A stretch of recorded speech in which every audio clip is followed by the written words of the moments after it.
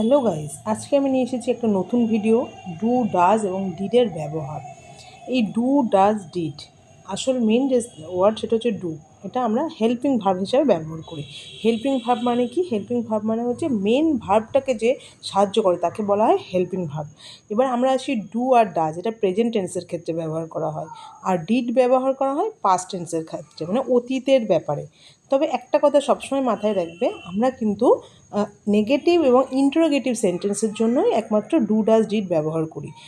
Affirmation সেন্টেন্সের জন্য আমরা এগুলো ব্যবহার করতে পারি না। এবার চলো আমরা দেখে নিই ডু কার কার পরে বসে।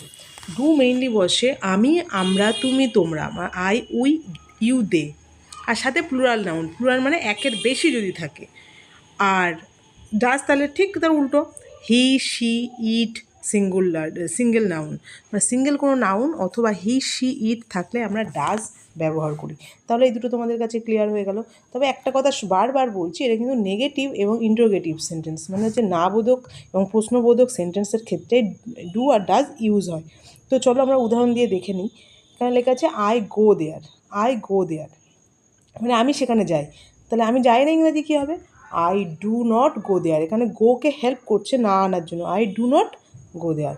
হি গোজ দেয়ার, তাহলে এটা হবে he does not go there. He does not go there. He went there, সে সেখানে গিয়েছিল, তাহলে এটা পাস্ট টেন্সে আছে। He did not go there. একটা কথায় মাথায় রাখবে, যেহেতু ওয়েন্ট পাস্ট টেন্সে আছে, তাহলে ডিড আমি পাস্ট টেন্সে একবার ইউজ করার পরে কিন্তু আর সেকেন্ড টাইম ইউজ করবো না। তাহলে আই ওয়েন্ট দেয়ার, আই কী হবে? I did not go there. Next দেখো, আমরা যদি পরে উদাহরণে আসি, ইউ রাইট লেটার, তুমি চিঠি লেখো। তাহলে তুমি চিঠি লেখো না, কী হবে? You do not write letter.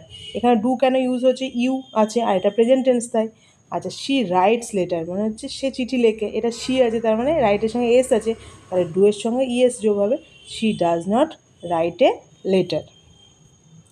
Past টেন্সে তাহলে ঠিক সেম কী হবে? পাস্ট টেন্স মানেই তো ডিড হবে।